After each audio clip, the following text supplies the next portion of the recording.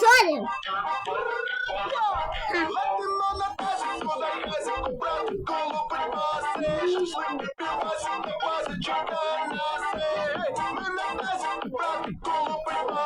Що додому треба брати, живемо лиш раз.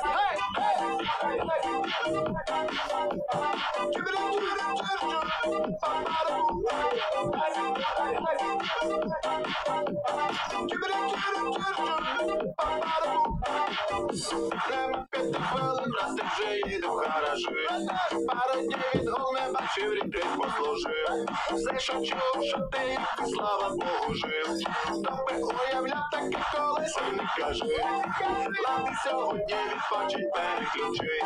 Бо так точно поїде так, ось тримай ключі. Заводи тазик, але при магазі гаражі. Говорить сьогодні.